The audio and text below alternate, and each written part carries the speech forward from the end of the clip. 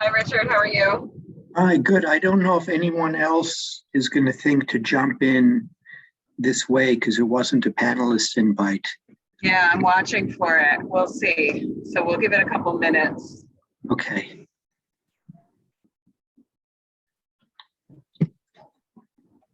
I'll send an email telling people to join in that way. Yeah, and I can promote them.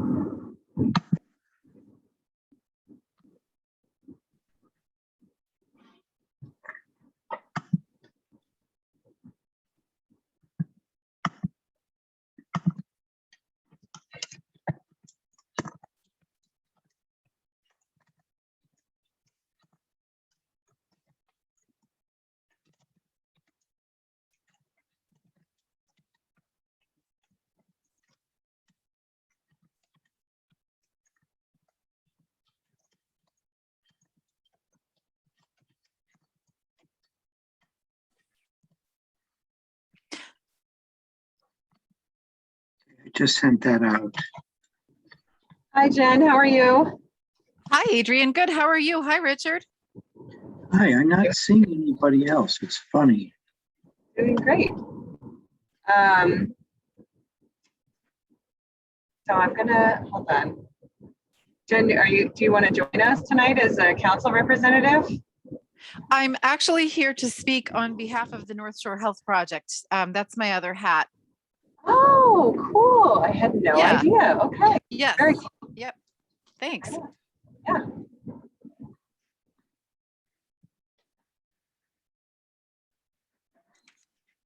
So I'll mute until you're ready for me. If I can, okay. Thank you.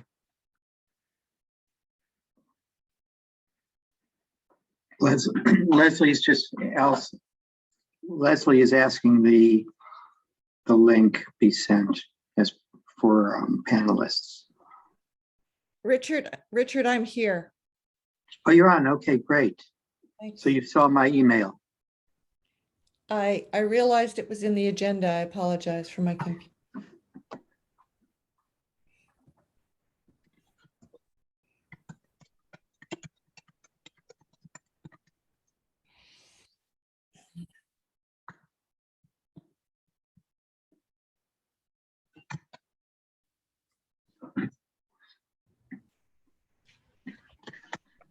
Hi, all. Hiya. Yeah, I was waiting for a separate link as a panelist. Yeah, I sent it and I'll have to go back and look after this. I can't open Zoom while I'm running a Zoom. Oh, So I'll have to go okay. back. I'll have to go back and look at it afterwards and see what happened, why it didn't go through. Obviously it didn't because I'm the only one who, I launched it and then started promoting people through, and Richard went ahead and emailed everyone. So. Okay, great. And I have Chris, so that's everybody here. Okay. Steve's running a little bit late. Mike cannot make it tonight. He has budget and finance. Okay. Yes, I was going to be at that as well. Okay, so. All right, so Chris is here because I don't see him. I see Chris, and Mike is not going to be here. Okay, I've unmuted now. Can you hear me? I can hear you, Chris. Yes. I just can't see you. Okay, well, there's a panel with my name on it, but Okay, I see it now. maybe there's a, let's see. Okay, well, I can see if I go to the participants, I can see that you folks are on it. So Adrian, did you want me to call the meeting to order, or would you want to read the preamble? Nope, you can go right ahead and do it. Okay. All right. I'm going to call the Dogtown Preservation Commission meeting of November 18th, 2021 to order. Consistent with Chapter 20 of the Acts of 2021, this meeting will be conducted by remote participation. The public may not physically attend this meeting, but every effort will be made to allow the public to view and listen to the meeting in real time and participate when necessary. So before we start our business, I'm just going to do a quick roll call to see who's here. Adrian? I am here. Rich, Yes, present. Chris, I'm here. Leslie. I'm here. Okay, and I know that Steve is going to be late and Mike cannot make it because he's at the BNF committee. So has everybody had a chance to review the minutes of October 28th, 2021? Yep. Could I have a motion to approve the minutes? So moved. Could I have a Second. second? Okay, then I'm going to call for a roll call for all those in favor. Rich, Yes. Chris, Yes. Leslie, Yes. Adrian. I'm going to abstain. Thank you. Okay, yes, you were not present.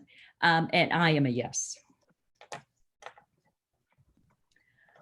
We have a guest speaker tonight, or at least one, maybe two, who do not have a panelist link, but they are an attendee. And they are going to talk from the North Shore Health Project presentation about some of the work that they've been doing that relates to Dogtown. So let's see if I can find her in the attendees. Oh, did you just make her a panelist, Adrian? I did. I just promoted her. So Oh, it may thank just take you. her You are 1 very- minute to reconnect. Yeah. All right, but you're very fast.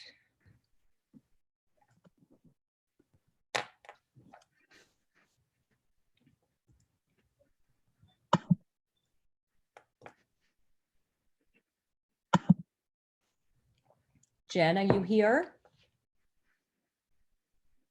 She's muted. I see she's muted in her camera. It's muted. Oh, there she is.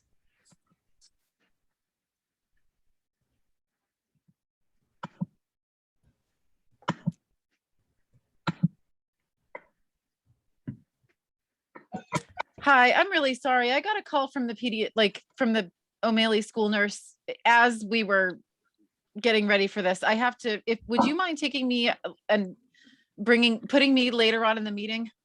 Absolutely. We'll move you to the end. Okay, thank you. Okay. All right. Hope everything's okay, Jen. Okay.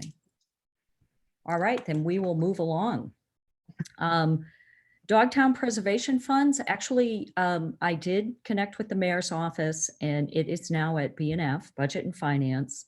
They'll be looking to move those funds from the Dogtown Advisory Committee to the Dogtown Preservation Fund. I told them I did have a conflict, so I sent them an email where the funds came from and that the DAC had voted to transfer them to the DPC. If they need one of us to come, they'll put it off to the next BNF meeting, but it looks like it'll probably go through, but I'll check in the morning. The Dogtown maps, I sent a letter to the current list of vendors to let them know that Mrs. Byers is retired and the Dogtown Advisory Committee has been eliminated and it's now the Dogtown Preservation Commission. And if they need maps, to let us know and we will make sure that they get them. And the next business is the open space liaison. Rich, do you have anything to report? Are you appointed or? Yes, I am actually officially appointed on a temporary basis. Had a meeting with ordinance committee on, I think it was Monday or Tuesday night, and they are sending my the recommendation that I be permanently appointed or full term appointed to the committee, to City Council. I also attended last month's meeting of the Open Space and Rec Committee, and most of that meeting was spent reviewing one of the sections as a draft provided by MAPC. The main issue that I had with the chapter that was provided was a lot of the information was from the prior open space plan and hadn't been updated. So I provided fairly, as did other members, extensive comments. We're waiting for the next chapter or chapters in draft to be provided so we have a meeting on November 30th. So things are moving forward. Okay, thanks, Rich. So your next meeting is November 30th. Do you have any other meetings scheduled that we should know about in December as we move through our schedule? Not that I've heard anything yet. And I'm actually in New York City, but if I can find access to internet at the place we're staying, then I'll try and get on that meeting. Okay. All right. Okay, well, now we are going to discuss our priorities. We all listed our priorities. I tried to narrow them down as best I could, but the compost facility is one that we haven't really had a chance to discuss at prior meetings, and so we can begin with that one. I have distributed a memo to all of you that members of the DAC produced. That was the DAC's recommendations, is that they looked at the compost facility and looked at it as sort of a phase out phase, recognizing that it does provide somewhat of a benefit to some community members in that they are able to go up and have their leaves and things like that disposed there. However, recognizing that it's on conservation land and it's not really an appropriate use. So I wanted to get this commission's feedback on that memo and what they thought of that strategy, or should we come up with something new? My take is that that report is, adequate as far as it goes. From my point of view, it doesn't have a lot of punch behind it. I mean, it seems clear to me that where this needs to go is that, as you point out, since this is on conservation land, and as I understand is actually illegal, according to the state constitution, we need to move with some deliberate speed to basically eliminate it. And I realize that's not an uncomplicated thing in one sense, but I think the plan that you sent lays out a path. We just need to step onto that path and walk down it or run down it with all deliberate speed, as far as I'm concerned. There's one element that always seems to be some kind of a stumbling block, which is like, well, what's the alternative? I think the report does offer an alternative to have the composting facility taken care of, by a professional composting element off-site. That's going to cost money. That is always an issue in the city, but I think we need to bite the bullet on this one and try to move ahead. How we do that, it would seem to me that as a commission, we have more clout than the DAC did to say, to push this along.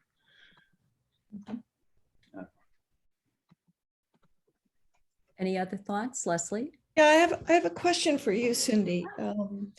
As one of the authors of this and somebody who spent obviously a long time understanding how we got where we got, what were your recommendations? The first thing that we did is, or my piece of it was, I looked at the current contract that we have with JRM, which is a 10-year contract that began in 2016. So we're 5 years into that contract.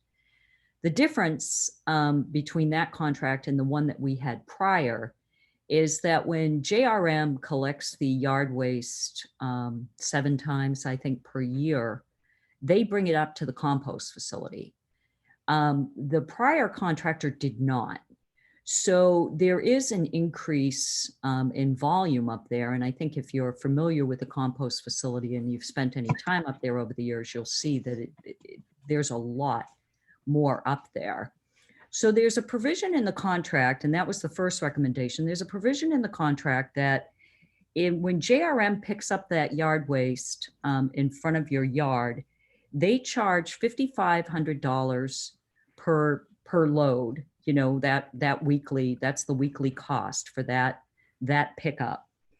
If it's at a Gloucester facility, if they take it to a Gloucester facility. Now, if they were to take it outside of Gloucester, if they were to take it to some other facility, it would cost $7,800. So that's a difference of $2,300. And, times seven weeks is only, 16, a little over 16,000. So we didn't think that that was a big change. So we thought that that was an immediate step that the mayor could take to sort of alleviate, some of the buildup there, because if you can see, it's stacked really high right now. So that was our first piece. And then while that was happening, we would work on an educational piece to the community who do benefit from it, to sort of kind of explain to them why it's not a good use. It's on conservation land. There's a lot of invasives. There's a stream behind it. So while we're working on that piece, we really look at an alternative. And that alternative would be either a private facility, or if people really wanted to bring their yard waste somewhere, why not bring it to DPW and have it removed from there? Also, we would recommend looking at having JRM, and again, this would be a cost too, but having JRM, instead of picking it up 7 times a year, pick it up, more times. Other communities do that, and just make sure that we've triggered the provision in the contract to take it out of Gloucester or to some private facility in Gloucester, but not up at the compost facility. So that was the reasoning behind that. Go ahead, Richard. Yeah, so on that note, there's certainly Black Earth Compost, which operates a large facility in Manchester. A number of communities have curbside pickup. Manchester, Hamilton, Wenham, I know for sure, weekly curbside pickup that is done by Black Earth. In some communities, that's paid for by the municipality. In others, like here in Gloucester, we pay for that on a monthly basis. So there's all sorts of options there to reduce the compost. I like the idea of going off city to a private facility. Amen. And the question is, what would Black Earth charge the city to accept that material, or charge JRM? To be determined. But I'm wondering if Black Earth would accept yard waste. Doesn't Black Earth accept compost? Yeah, I don't know. Right. What we do is food waste, but I don't know. I think that there are other facilities in Gloucester, but again, as a commission, are we going to craft the ultimate solution? Or are we just sort of going to take the position that this is on conservation land, it needs to stop? I mean, it really was only supposed to be operating for 2 years. This was in the 80s. They selected that site for 2 years, and the compost facility was supposed to move over to Magnolia when the dump was capped. But after the dump was capped, that, they ended up putting in soccer fields and things like that. So it never went there. So, this has been a 36-year facility that was only really should have never been there. Correct. And then was by agreement only supposed to be there for 2 years. And then once the area was blighted, it became just easier for it to stay there. And I just want to make it clear that this doesn't have anything to do with Mike Hale. That he was probably in high school when this went on. So, this has been a problem that administrations have encountered, and it just keeps going on. And at some point, Safathia, to her credit, seemed quite open to the idea. But that was in 2019, and we're almost into 2022. We would have been 3 years into this phase out structure. So it just never happened. And that's been the history of it right along. It just never happens, kind of. And so, I think it gets bogged down, and then I think it gets bogged down in that everybody thinks that we need to find the solution before we can propose that it just needs to stop. Yeah. Yes, Leslie. Well, my question relates to that. I mean, I think you're pointing to a really key question for us, Cindy, around the question of what is our responsibility here? Does it end with protecting Dogtown, or does it extend to making operatable recommendations to the city for alternatives? One of the things that really struck me from the report is that it's not just that the situation has not been resolved, but the situation is escalating. And the tonnage of waste and the expansion of the site and the use of heavy machinery at that site is totally unsustainable. If it grows in the next 10 years the way it grew in the last 10 years, Dogtown will be eaten away. So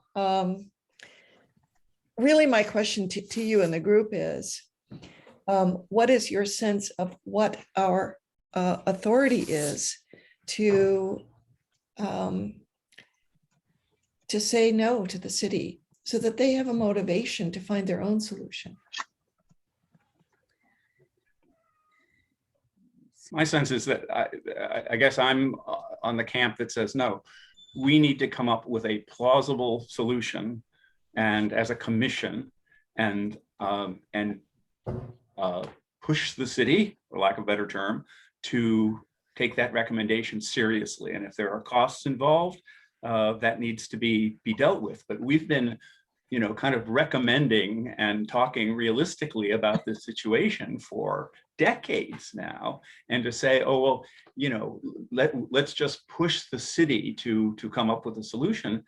I think that's been a failed approach. And I think we have enough information, the kind of information that Rich came up with, for example, whether that particular company handles this, but people do. I mean, many communities don't have this situation. So I think we need to come up with a plausible solution with various pieces and costs, and then, sit down with the mayor, or we have a new mayor now, or whomever, and push this forward. It seems to me that was the advantage of having a Dogtown commission rather than just an advisory group.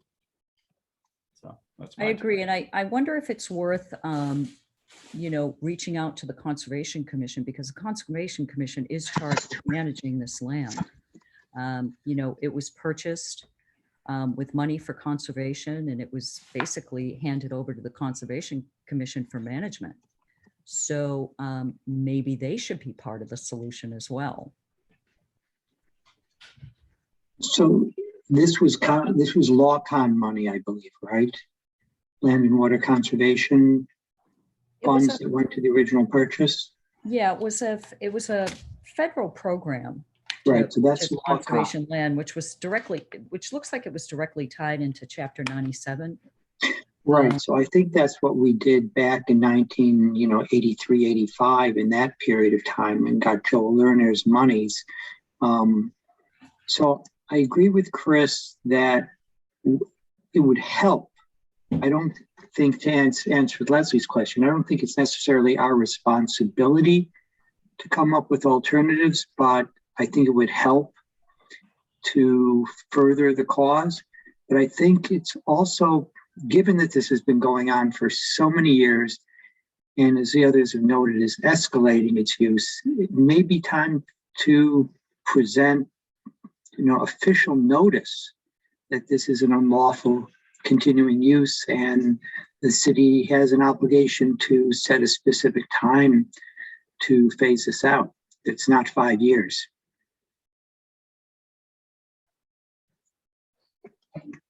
What do you think about if we're going to lean towards that, and we can craft some action steps?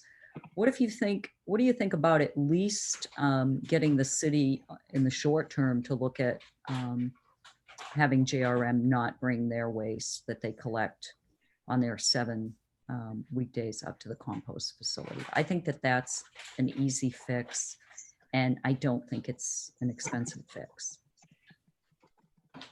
I mean, that's one action step we could take. Cindy, I have no objection to that, but I would not want us to get stuck with such a small step, because the city is they'll drag their feet on that because it's going to be an additional cost item, especially with the new administration coming in. So, I think to have a multi-pronged approach, make constructive suggestions, including suggestions for short-term amelioration of the load coming into that area sounds fair, but let's be pushing on other fronts as well. The question I have is, are we as a commission empowered to hire legal assistance to look into what is the case for defending the use of this land for its original intended purpose? My guess would be we are not. The structure of the ordinance that created us seems to sort of state that we make recommendations. We can make recommendations to the city council. We can make recommendations to the mayor and city staff, but I don't see anything in the ordinance that would empower us as a group to hire our own legal counsel. I think that we could look at, spending some of our money on other types of entities, but I don't see that in the ordinance. But again, I would have to probably take another real hard look at it and maybe have somebody else look at it as well. But I think we're to advise the city council and the administration on our recommendations. That makes sense to me. That's the answer I was expecting. Is there another way to think about this that we may want to bring to the attention of city council, that there is a legal vulnerability wrapped up in the unlawful use of this land? And what is the city's position around protecting itself from litigation around that? I think that's a great idea. I think at some point we probably, when we've got kind of our action steps on all these topics that we've selected, that we should make a presentation before the city council. I think our first recommendation should go to the administration. And then it says right in the ordinance that we also advise the city council, and that's how the ordinance was drafted. So I think that's an excellent idea.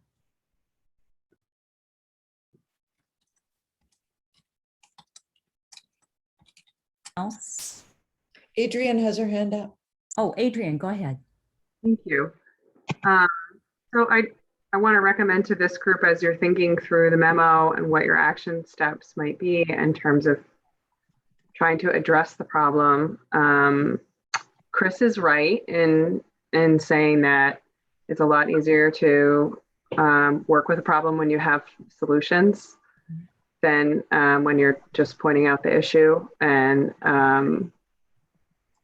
so, for example, coming out of my office, when we're working on policy and ordinance revisions, the discussion we typically have is what are all of the possible solutions? What are all of the possible acts that we could ask city council to get behind? And what are the most likely policy items that we think we can move, right? And we have an ongoing debate about whether or not it makes sense to present all of these things to council or to the administration, and start from a very very advanced posture and walk our position back, because of course we're doing conservation, environmental management, and climate resilience work, or if it's better to kind of creep forward with rolling out step-by-step options. So generally I lose this battle, just so we're clear.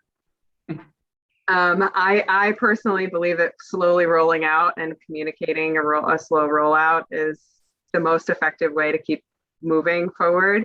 But I am often overtaken by those who believe that really you should show the entire field and walk it back. So we'll see how this goes in the next legislative cycle, put it that way.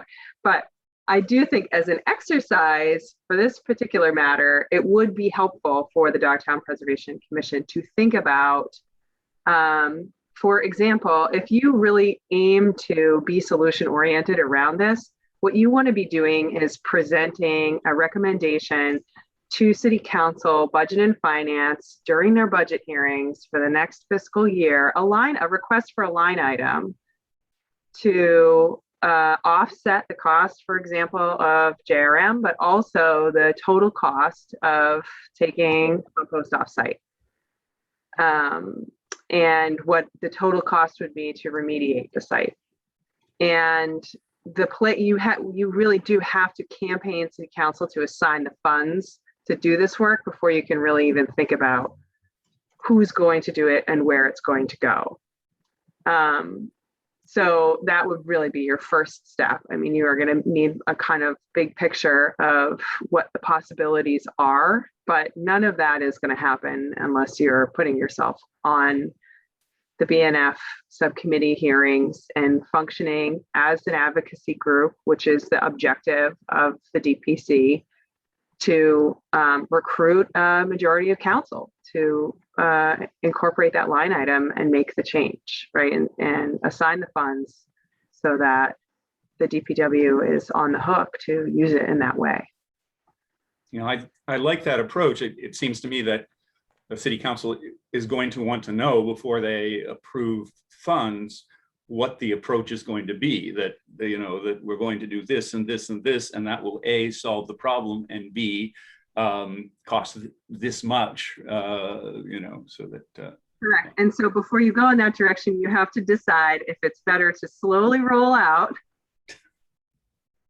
or if it's better to offer the entire landscape and then walk it back and say, this is going to be an 8-step process. We'd like you to fund step 1 and 2. And this is what that's going to look like.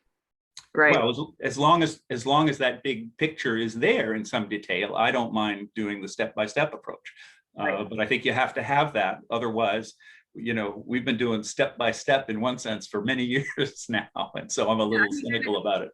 Right. I mean, the money isn't being assigned is what it comes down to. Follow the money. So how do you go about making yourself valuable and important enough in the face of your elected officials to get that line item, right? And you can decide, again, how your approach is going to be one way or the other. But just know it will be a couple of years, and that is definitely your first step in the process. And so whether it's moving composting offsite entirely, changing how we're composting inside of the city, or trying to approach it. I mean, I'll tell you, I do think that in my experience in land management in Gloucester and in Commonwealth in general, the objective of using the bludgeon of potential enforcement is a lot more work than you actually affect change. So go ahead, Richard. Okay, so I like the direction we're going with, coming up with some solutions to present to City Council with costs. But one thing you mentioned, Adrienne, was the cost for remediation and restoration. That's beyond us. I mean, that, to my mind, as a recently retired engineering firm guy, that's the kind of thing we'd need to bring in a engineering firm, consulting firm that specializes or has expertise in solid waste management and ecosystem restoration, because it could cost $10,000 just to come up with a closure and restoration plan. Easily $10,000, I think. And I don't think we have the money, but again, that's a line item that the city could designate. Well, again, how far off on the horizon are you going to present, right? That this is the ongoing story, is you sort of say, well, what is the scope of the objective here? Right. And we can't issue how much of that how much of that scope are we going to ask for in each budget year? And are we going to put up the entire scope at once, or do you ask for it in small pieces, right? So that's for us to scope out. It seems to me that yes, we understand what the pieces might be, but if we put all those pieces together for ourselves and understand where we're going, including what Rich just said, then, if we get the funding for step one, then we push on to step two, et cetera. But we need to know what that end place is, and that's a good place. Right. Yeah, I think it's a good idea it would be great if we had the entire package, to just say, here you go, here's all the steps, here's your big solution, but I just, and I'm happy to work on that, and I hope we all are happy to work on that. However, I just don't want to, imagine a scenario that's going to take 10 years or something and then not do anything in the interim. And I think that there are some small pieces that we can take a swipe at while we're building this. And, maybe as a commission, we look at this one topic again and we go back to okay, what are your thoughts on this? Give me 3 of your thoughts and what are your priorities, and dive into this topic a little bit deeper so we can even get into the more detail. Thoughts on that? I have a question about open meeting laws, because really we need to sit down as a group, ideally in person, and start hashing this out and coming up with some numbers before another month, right? But Adrian, we're not allowed to do that, right? Unless we're in your offices or something. you have to meet in a public meeting space. So those are pretty much designated as properties owned by the city and open to the public. So that would be City Hall Annex, the small conference room, which is right outside of my office, the Kyrers room, the council chambers, the small council chambers downstairs at City Hall, the public library, and I think actually you can meet in the Harbor Masters building now.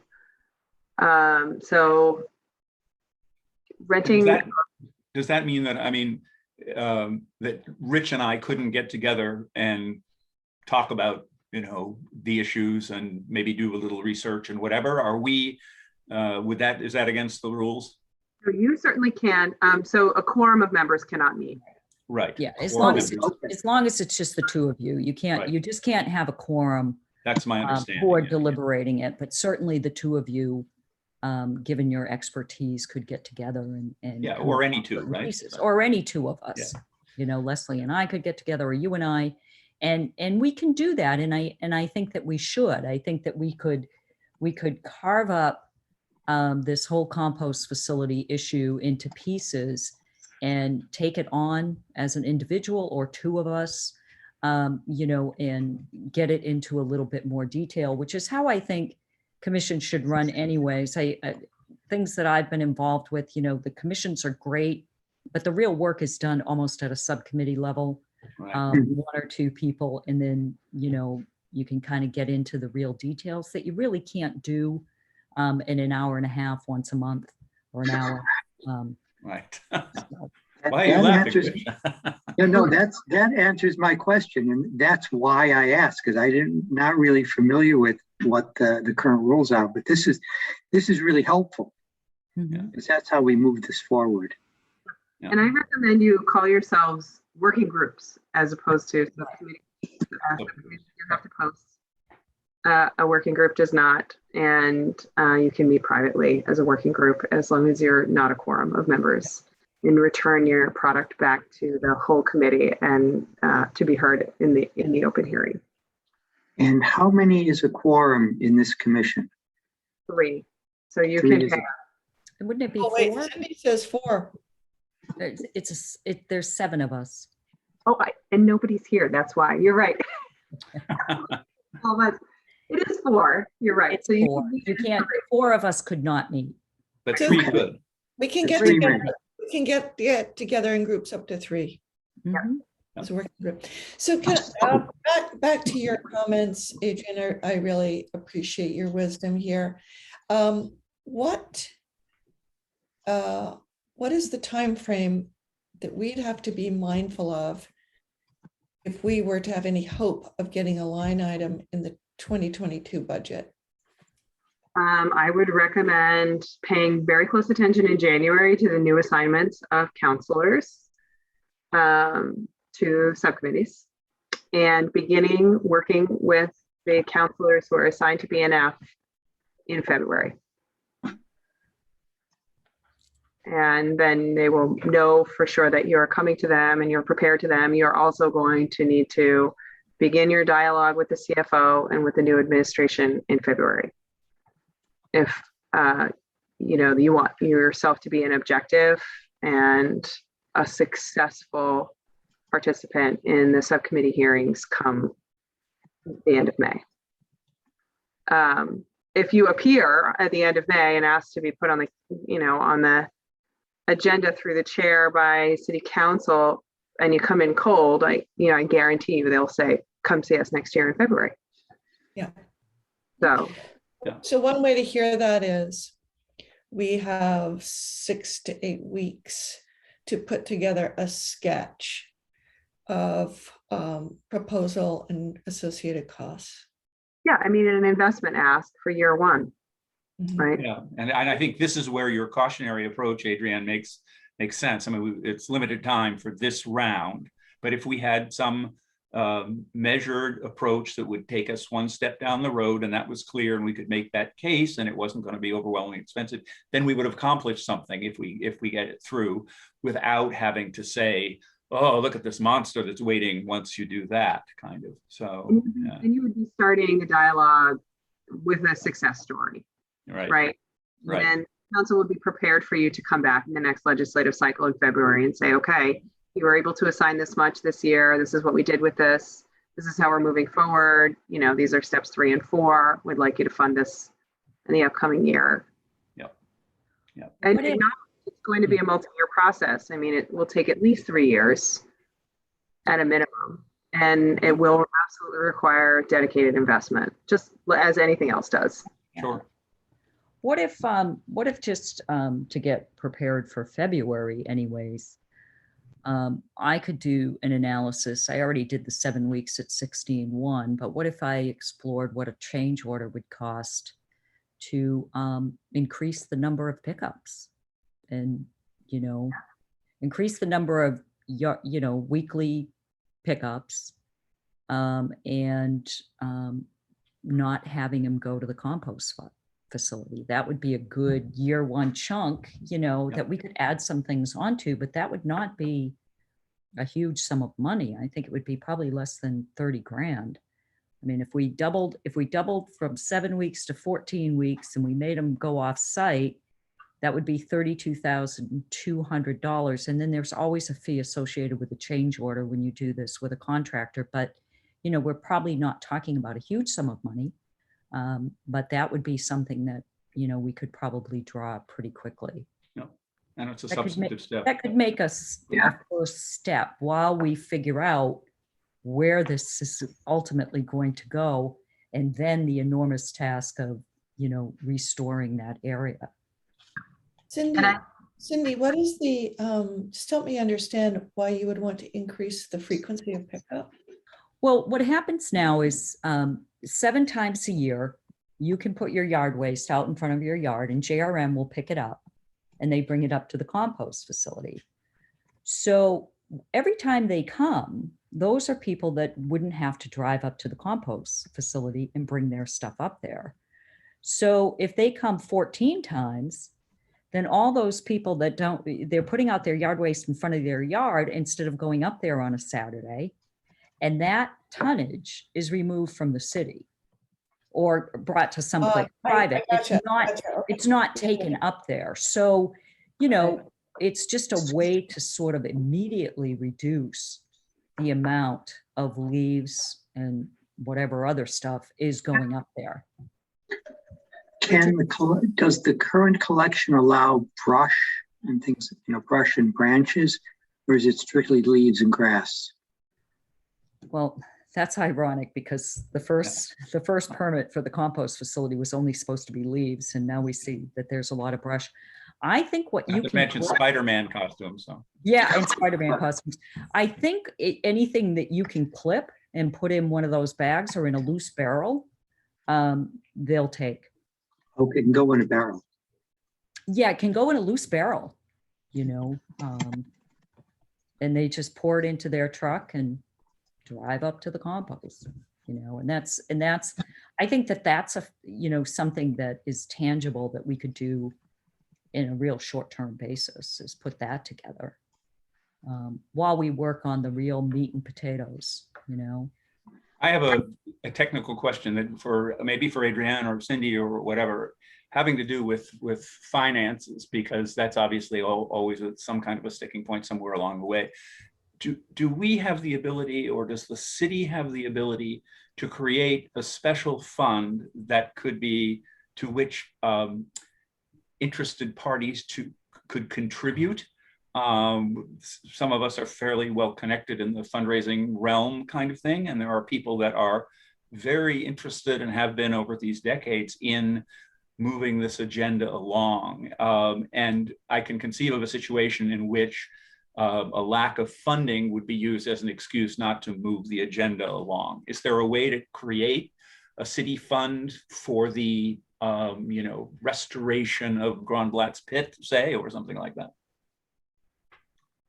Anybody want to take it? Let's see how to answer this question. So the city does not have the ability to accept funds directly as a development mechanism. However, there are ways that the city can host a trust, and or what's more likely and typically more successful is that a local nonprofit will handle the fundraising portion and the city will cover the operations portion of the activities. So one thing to consider, and I've thought a lot about this as part of the open space plan, is and also, you know, the Conservation Commission, is that, you know, Gloucester doesn't have a land management or land use or land trust nonprofit specific to the city, or an improvement association specific to the city. There are some small nonprofits that are pretty successful and they're singular objectives in the city, but they're not particularly dedicated to open space and land management. So, you know, a path forward is to consider, you know, promoting the idea of an improvement association in the community with the hopes that it would be established as a trusting source for funds to partner with the city to get some work done. It's not something that I can do. I can tell you that. But I will talk about it as something that citizens in Gloucester should consider doing. Because when you do have, especially objectives like this that are pretty clear cut and pretty obvious, it's a good workaround. And you also, you know, if you dedicate yourself in a way towards land use and land management, then you open yourself to other opportunities, for example, partnering for CPA funds and also even for split title and things like that, for conserved land, which of course is, in my opinion, the best way to protect land. I don't think that assigning care, custody, and control to Conservation Commission is actually the best way. I do think the split title is the only way to go, but that group also has to have some kind of support to participate in maintaining those trust documents and things like that. So it's something to just consider and chew on, that's all. But yeah, no, it's useful to hear. Yeah, the short answer to your question is no. I mean, you can't make direct donations to a fund in the city. But as you point out, there is a workaround. There's a way to make the desired result happen, even though you're not, you know, making direct contributions to the city. Yeah, that's very useful. Thank you. Makes sense. I mean, someone like Greenbelt, you know, talking to Kate Bosworth, Greenbelt could act as fiduciary agent and accept grant monies or private donations that, for example, could fund the study on how to restore the property. Right, that's another workaround, right? Yeah, I think a nonprofit model is a much better entity to be able to accept funds for specific purposes than a municipality, just given the constraints of a municipality. Yeah, I mean, you still need the partnership and support of the municipality. Right. And I actually have never approached Greenbelt about this in particular, because I know that they have their land stewardship and management needs are so vast, because they have a lot of land now in Essex County, and it does need a lot of active management. I'm not sure that they would take it on for properties that they didn't have a vested interest in.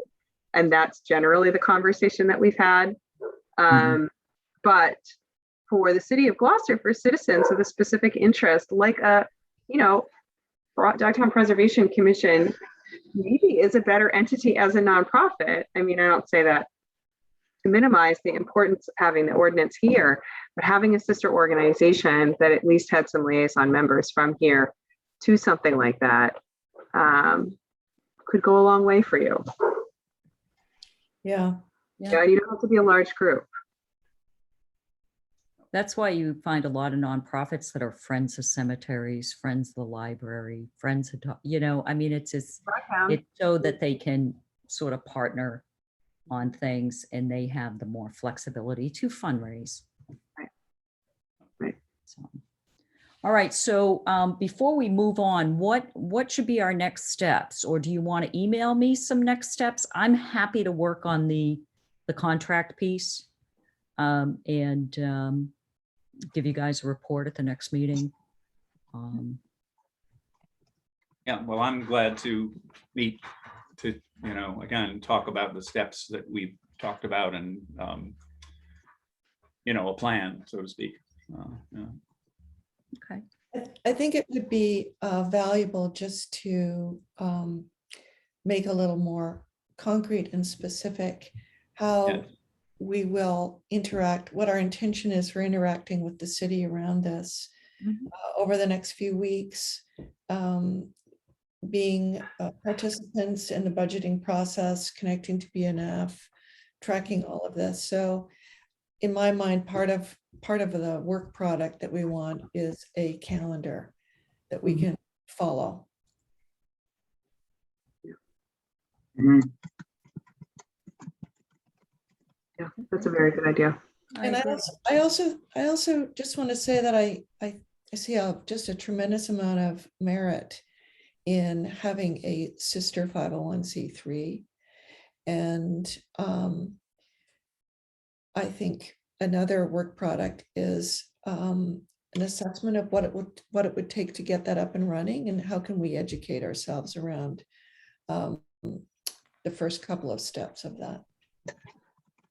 You would not be able to have a quorum of membership. Right.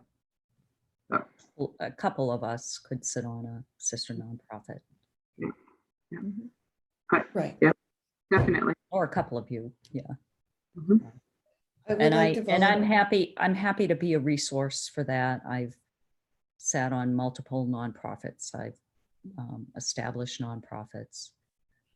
So Leslie, you and I could talk about that more if you wanted to. Yeah, and I've started nonprofits and sit on some now. So I also think it's going to be worth chatting with Greenbelt, which I have in the past, but to talk to Chris Lapointe and Kate about how they might envision a useful little sister partner in Gloucester. Yeah, I'm sure there's a great conversation to be had there. Good. All right. So do we want to move on? Sure. Yeah, I think so. I think we've made some progress here. Yeah. Dogtown mapping. I sent over a draft map that Chris had given to me as sort of an example of mapping the boundaries of Dogtown. And Chris, maybe you could talk a little bit about that. Sure. I believe, have the sense that rather than looking at individual pieces. We know that there are many pieces to the Dogtown jigsaw puzzle involving certain issues, many different categories of land that either is protected one way or another or needs protection one way or another, et cetera. And it strikes me that in order to make progress, we should kind of flip the process, such as it is, and agree on what the basic boundaries of Dogtown are. So all of you have seen this map. It's basically a composite done by a colleague and an environmental consultant and somebody who's been involved with Dogtown since the 1980s process. And it's very handy with computer mapping, et cetera. And it basically puts together the Dogtown trail map, which if you look at those boundaries, from my point of view, they're very sound. I mean, there are, of course, the issues within these boundaries, and those are things that we need to sort out. But I think that's a very sound boundary. What Jim did, and he was involved in the North Gloucester Woods project as well, is take those boundaries and plug it into the same scale geography map as the trail map. The North Gloucester Woods boundary is much more complex. The boundaries are much more, and if you know anything about North Gloucester Woods, and I'm learning more about it daily, there's a lot of sort of, specific land parcel pieces and confusing trails and things like that. Those are all things that can be dealt with in the future. But my basic point is, using this map, it seems to me it gives us the opportunity to discuss and perhaps decide on what is Dogtown, which is the sort of the vexed question that has gone on forever and ever. So there's the trail map, and again, I encourage you to look at what those boundaries are, and I think they do encompass what a lot of people think of it as Dogtown.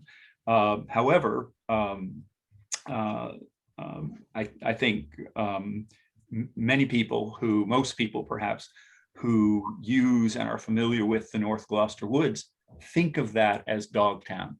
So two things that I think we ought to consider, and at some point in the not too distant future, not tonight, perhaps decide, that are shown on this map are: one, how is this commission going to treat the Rockport section of Dogtown? In the past with the DAC, representatives of Rockport have sat in on virtually every meeting and have been totally supportive and sort of been in lockstep, understanding that these are separate municipalities, and it's not automatic that what happens in one can happen in the other. But that's something that I think we need to make a statement about, how we regard there's no doubt that a significant part of Dogtown is in Rockport. And then the other piece is, okay, do we include the North Gloucester Woods as part of our purview in terms of preservation, or not? And so that's why I presented this particular map, very simple, but based on actual mapping. It's not somebody's careless drawing on a map, to see if we can move forward on those definitions. I think that would be a great step forward. I mean, just think if we could publish a map at some point saying, okay, folks, this commission's moving along and this is Dogtown. And then I think the next steps after that, as I wrote in a brief memo to Cindy, that would allow us, with that outline, to start filling that in. And again, we have most of the information needed to do that, to create a variety of computer layers that say, okay, here's the watershed land. Okay, next layer, here's the land that Greenbelt, Mass Audubon, other conservation organizations protect. Okay, here's municipal lands, et cetera, ending, of course, with here are lands that we either don't know what the title is, or we know is unprotected and are arguably in holdings that we need to go forward with. This, of course, becomes our target if we think our job is that in the end, this land, whatever we decide the boundaries of it are, is fully preserved as in our title. So that's my thought in a nutshell. A rather wordy nutshell, but. Very good questions. Very good questions. I highly recommend you include North Gloucester Woods in your scope of Dogtown. I would as well. Right? Yeah. Mhm. Is that a general, do we have agreement on that in some sense? No. I mean, we could make a motion if you wanted to.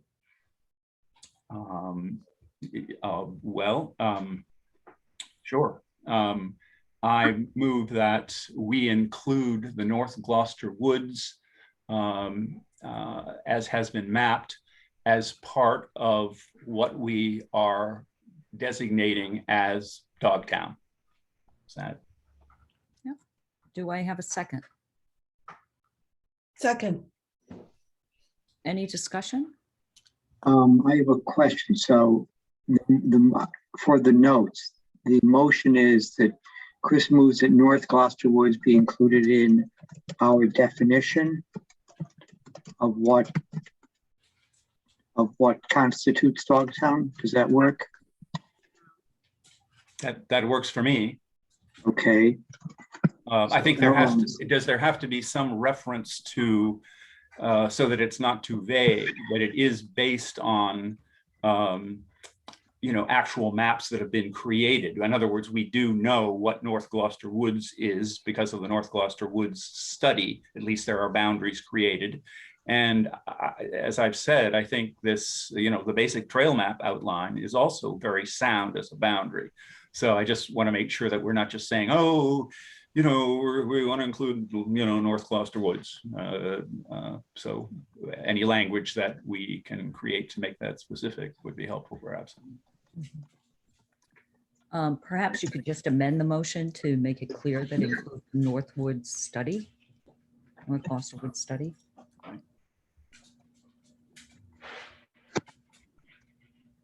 Got it. So you want me to amend the motion? Mm-hmm. Okay, so I move that following the mapping that was done as part of the North Woods study, we include the North Gloucester Woods as part of our definition of Dogtown. How's that? Can I have a second on the amended motion? Second. Any discussion? Does that work for you, Rich? It certainly does. Thank you. All those in favor, I'll go by roll call. Richard? Yes. Leslie? Yes. Chris? Yes. Adrienne? Yes. And I am a yes as well. Is there anything else we want to talk about under that topic for tonight? See, it's getting a little. The other thing that I brought up is the Rockport issue, and I don't know whether there's. Oh, right. Yeah. No, and that's really important.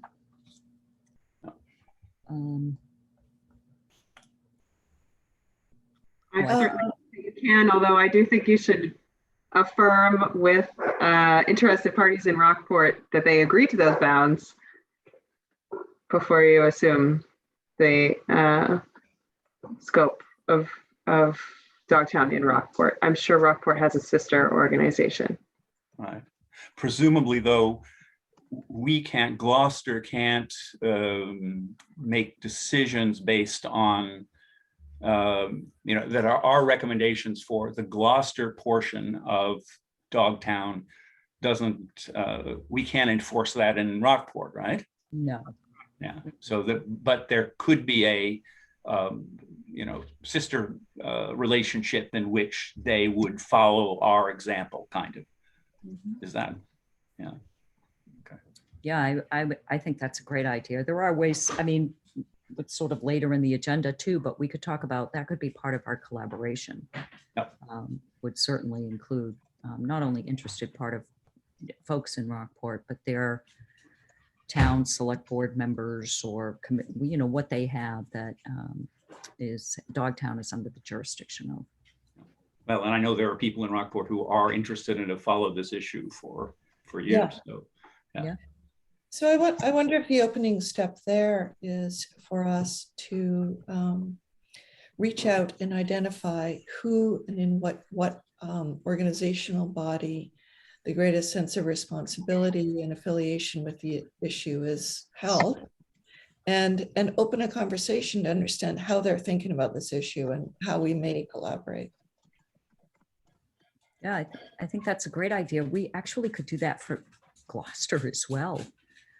All the sort of almost like a chart of all the groups in Gloucester that have some sort of tie to Dogtown, conservation, DPW, planning, and then their Rockport counterparts. And then we could see all the different entities. There's also other groups that own property in Dogtown that we would want to include. Many others. Northeast Many Forestry and Essex County. And so I think that would be all fall under the collaboration piece, which certainly we would want their involvement.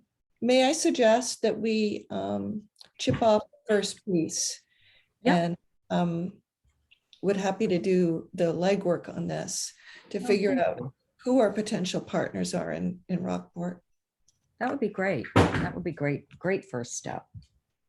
And doing the Gloucester part of it would also help with the compost issue, of course. So Right. support. Okay. All right, next item, stewardship. Well, we kind of covered stewardship a little bit under the mapping because you envision the layers covering those type of topics. Does anybody else have any thoughts on stewardship, any activities or anything that you want to discuss that we could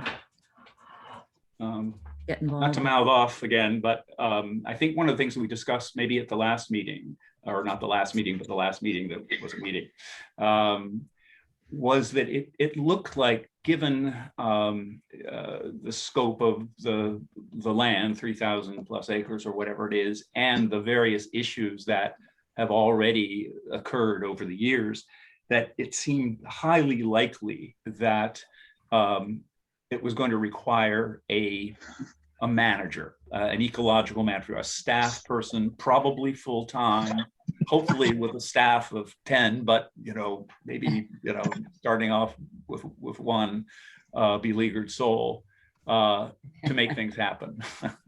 And so I think that obviously there's another funding issue there, but I think in terms of making things happen, there's nothing like having a paid staff person on the ground. So I completely agree. But I think we had some differences. I think we had some differences on how that staff person, what their skill set would be. yes. Am I remembering that correctly? I assumed forestry, but you were thinking more ecological. I mean, what would you envision the background of that person would be? Say we could get a staff person. I think it would have to be, if we had a single staff person, it would hopefully be someone with some ecological knowledge so that they understood a little bit about the ecosystem and understood that language, but with the realization that they were often going to be a policeman of sorts and monitor activities that we decide are not conducive to the long-term preservation of Dogtown, and would have the ability to call 911 if necessary when, bad things were happening or whatever. So I think it has to be someone, a calm person, an intelligent person, and a person who has a person who is comfortable with the out of doors, but also is a person who, can handle situation kind of thing. Yeah, my sense is that we're not quite ready. No. I think I think that's right. No, I wasn't suggesting that we hire somebody tomorrow. I'm just saying that as we push along with these various things that we would like to see done, that it's not something that's just going to happen. We know that from experience. Right. It'll Absolutely. be staff. That's all. Yeah. No, I agree with that. And I would see someone with a natural resource management background as being essential at the very least. And if they have knowledge in ornithology and botany and the 18,000 different disciplines that would be required for someone managing Dogtown, but it's right. It's some team leader with, as Adrienne was laughing in the background there, 10 staff behind him or her. Yeah. Well, and you bring up the interpretive part as well. If this person, gets to know, adopts Dogtown as her place or whatever, then you can see, as we did with Dogtown Days, leading walks and all of that to help all of these agendas along. So that's another piece. And I come to this from knowledge of how Mass Audubon staffs its sanctuaries. And again, in the best of cases, there's multiple staff that has different functions, education and ecological management and groundskeeping and all of that. I don't think we can envision that immediately. So, Well, it's certainly something to think about in the future. I know we're not there yet, but there's no harm in sort of just putting it out there that, that would be something that would be, really a great asset to have. Yeah. It's sort of related to Jen Holmgren's presentation. Is that something? It doesn't look like she's back. Okay. Let's see. We're close to time anyway. Yeah, but I certainly will invite her to our next meeting because I am very interested in the work that they're doing in Dogtown. So is there anything else on the agenda before I open it up to public comment that you folks want to talk about? We had collaboration with other groups, but I think we've discussed this. Yeah, I think we have.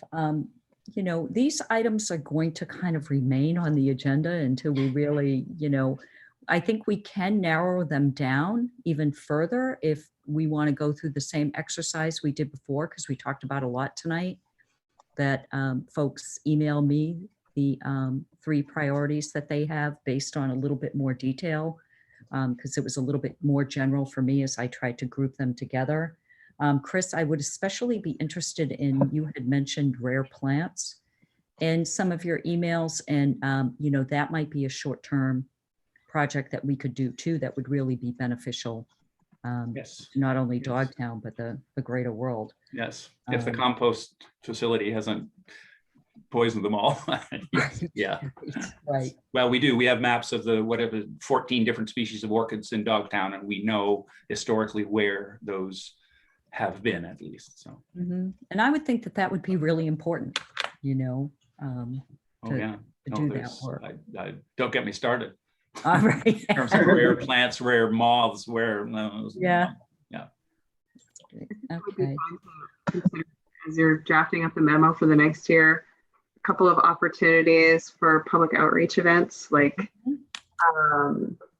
National Trails Day, the beginning of June, maybe something that's connected to Fiesta. I don't know if that would be too close to National Trails Day and or too close to or too far away from really the activities downtown.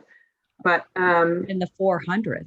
I mean, the 400th is 400th, and just thinking over the next year, hopefully we will be resuming outdoor events, and it would be just, I think, good for visibility, especially if you're considering seriously making yourself a presence in front of council and council subcommittees, to be doing a little bit of outreach by hosting events and promoting the value of Dogtown in the community.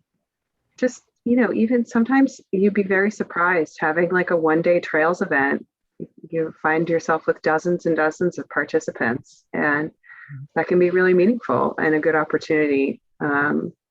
And it's worth doing because it expands the scope a little bit of this group. And also, you know, your collaborators will show up. They'll be there and it will be people you didn't even think of. So just something Yeah, to think. yeah, it's worth mentioning. I mean, the when we did Dogtown days for, I don't know what, 3 years or something like that, Cindy, or whatever, they were extremely popular. We packed the Great. auditorium at the Cape Ann Museum and had a day on Saturday of talks on, you know, I did nature, somebody did geology, somebody did art, somebody did music, because all of these traditions are part of Dogtown. And then on Sunday, we went out on the trails, and I would do a nature walk. You know, somebody would do a geology walk. Somebody would do, you know, talk about Marston Hartley and where this was where he painted, blah blah, on and on. Very popular, and so that only stopped because we I guess I don't know, but they were extremely popular and did exactly what Adriana is suggesting, as broadening the audience, making the people that were already, you know, loving Dogtown or wanting to know more about Dogtown, reinforcing that. So I think that's a great idea, and tying it into maybe some of the local event of another kind. I mean, there's a limited number of people probably that you want to, you know, stuff into Dogtown on a given day, but you know, that's manageable. So. Even having like 2 or 3 on the horizon. Yep. Between now and next Thanksgiving. Yep. Yeah. Another item for the calendar. Yes. Yes. On the calendar. It's filling right up. There you go. Okay. Before we open it up to public comment, next month's meeting, I would think that the fourth Thursday is going to fall probably right around Christmas. Is that right? Yeah, I remember we stopped here. So the fourth Thursday is the 23rd of December. And I can put on a couple other layers. Do you folks want to meet in December? Would you prefer to meet the 16th? There is also the 5th, which is the 5th Thursday, which is the 30th. Oh, So does the regularly scheduled open space and rec committee, last time we overlapped. What is their normal time or our normal time?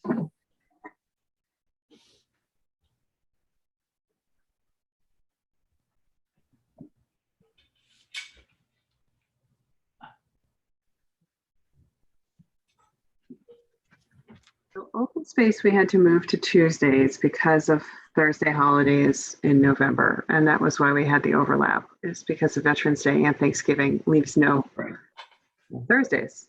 Right, so normally, when is it? It's normally Thursdays also, like we are, something needs to give. usually, I thought open space was the third Thursday and we were the fourth Yeah, so when we first started. open space has changed a few times. In the past, it was the off week from Conservation Commission meetings on Wednesday. Okay. And then it was moved to Thursday. I don't remember why. And then it was, of course, moved to Tuesday. So it's, you know, it still very much functions as an ad hoc because of the plan.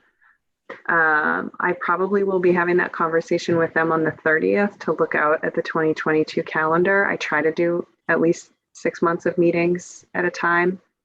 That particular committee has shifted quite a bit because we're working with a consultant and their availability too.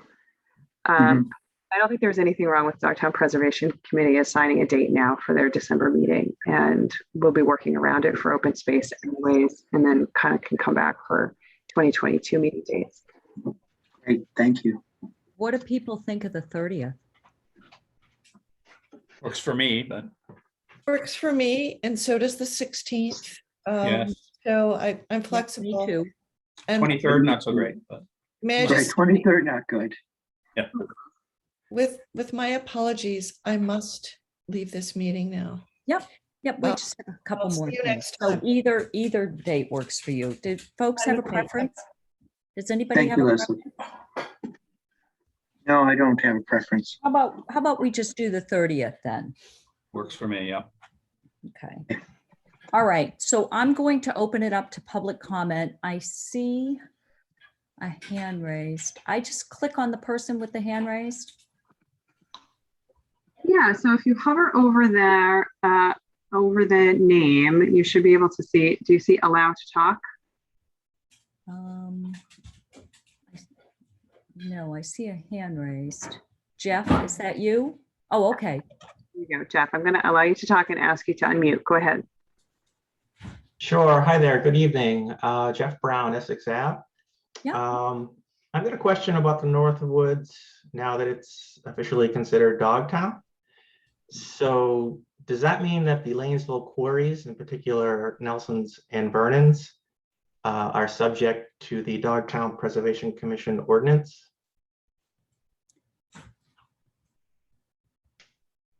Well, So I Jeff, guess the first question would be, are the Lanesville quarries in Northwoods?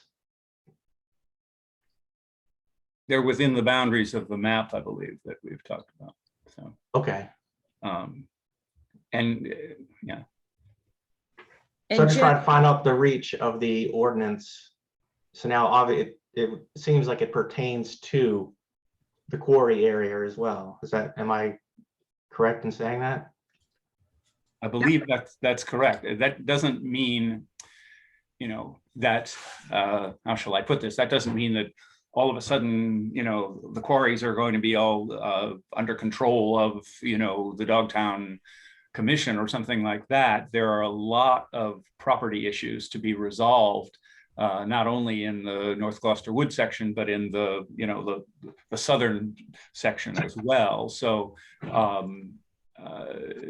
we're not putting anything on or off the table except the geographical boundary of what we consider Dogtown. Okay, so the quarries, it's municipal property, right? So there's no ambiguity there, right? So it's okay. I think go ahead, Cindy. Oh, I just think it's important to remember too that we are an advisory commission to the administration and the city council. Just because we say that our boundary, we consider the Northwoods part of the greater Dogtown area, does not mean that conveys any sort of power to us. Any ordinances, anything like that would all still be through the city council. So we're just trying to look at this, the whole picture of what's Dogtown for mapping, conservation, trying to identify things. So that's, I think it's well said. Worth reminding. Yeah. Okay, thank you. I had a second question about, this is for the chair. Sure. Protection for Dogtown. I've been following along, and I hear there's, there's land trusts that protect certain areas, and then I think there's a watershed law that also protects it. Is there anything else out there that protects the area or parts of the area? Well, when I looked at the map, when I went to the city and looked at the map for areas of protection, when I started to zoom in on Dogtown, especially the compost area, and started to pull it closer and closer, it sort of dissolved. And so I think the protection in there is a little bit spotty. Yeah, there's watershed protection. There's some Essex County Greenbelt. There's some Northeast Forestry and stuff. But there are parcels that, the titles have never been cleared. There's some 97 land in there, but there's, all of that is not, in my mind anyways, property that has a conservation restriction on it. And for me, that means that it's not fully protected, but that's my opinion. So I really think that we still need work to protect Dogtown. Absolutely. No, Okay.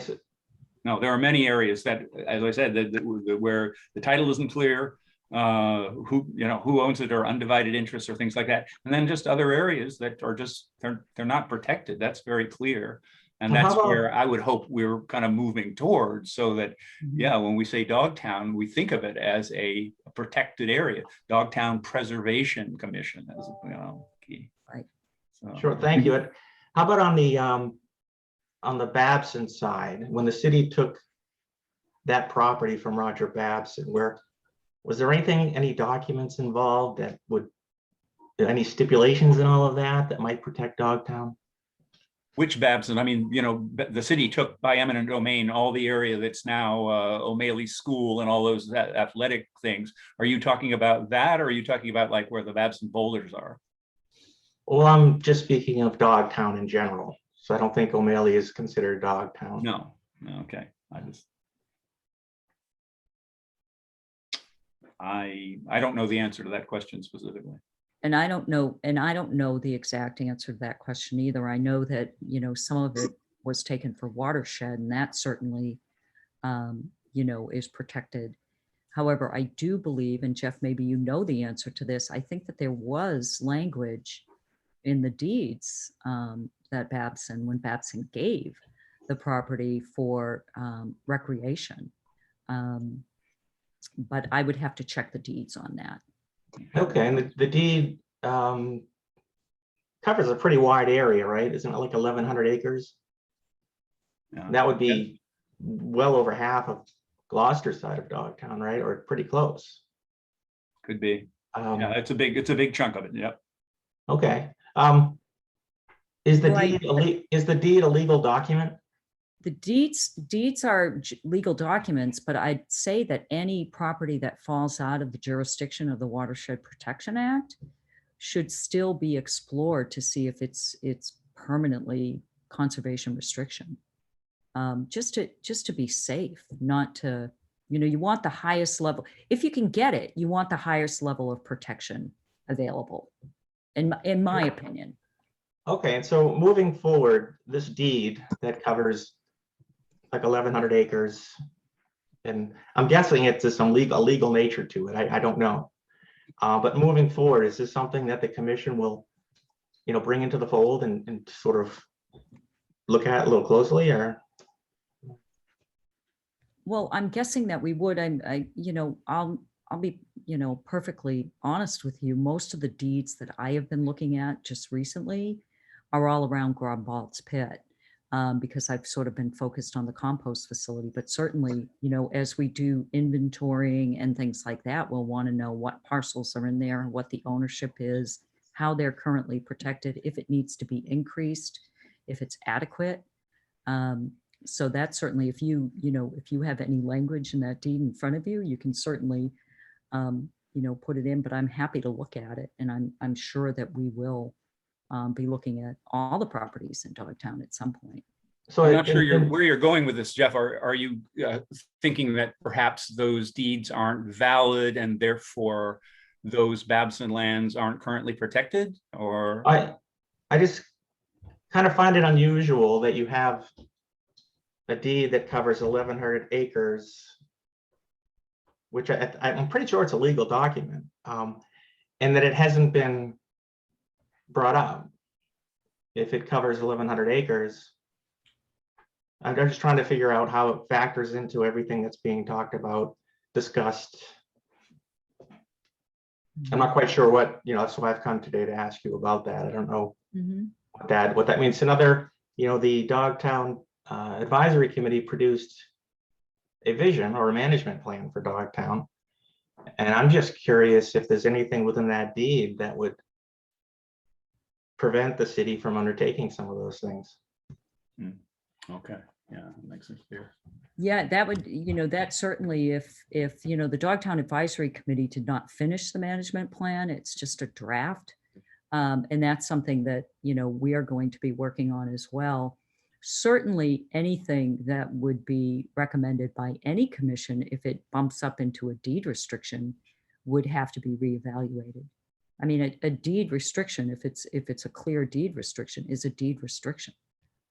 It's a contingent on the sale of a property or a gift or anything like that. And I mean, that's the example we used with the compost facility. That property was sold to the city for conservation purposes. It was sold to the Conservation Commission. So when you say deed restriction, I think, are you saying like deed, like protection?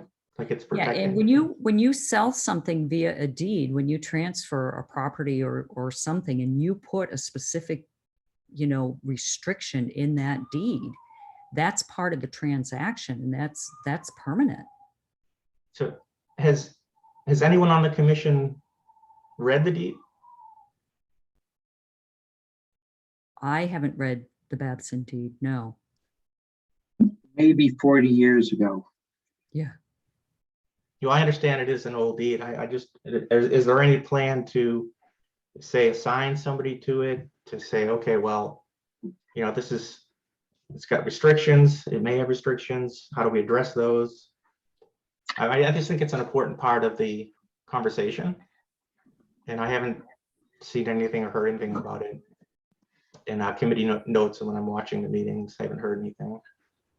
Yeah, we haven't really discussed that at this point. Like I said, we've sort of been, getting up and rolling and getting our priorities together and focusing on other areas. Go ahead. It would just be part of what I was discussing before, is that, again, it's useful to have this basic boundary of Dogtown. And now we can look at all these different pieces and say, well, what about this? What about this? And this large parcel, if that's what it is, would certainly be something we'd look at to make sure the appropriate protection measures were part of the deed restriction. So, yeah. Mm-hmm. I'm sorry, Cindy, I'm gonna have to take off, but okay, great meeting. So thank you all. Jeff, did you have anything else? No, so I'm just trying to see what some takeaways are here. It says, yeah, I'll definitely take a look at it. I'll definitely take a look at it. Okay, yeah, I'm just trying to, can I follow up? Should I come to another meeting and ask about it, or should I? Sure. Yeah, you're welcome to come to any of the meetings. Okay, great. All right. Well, thank you very much. One question for you. Do you have the deed? I can look it up at the Registry of Deeds, but if you have it and you wanted to email it to me, that would. It's on the city website. You can just put Okay. Babson deed and it comes right up on the search engine there, the search function. On the city website. Oh, okay. Yep. I will take a look at it. Great. Well, thank you very much for answering my questions today.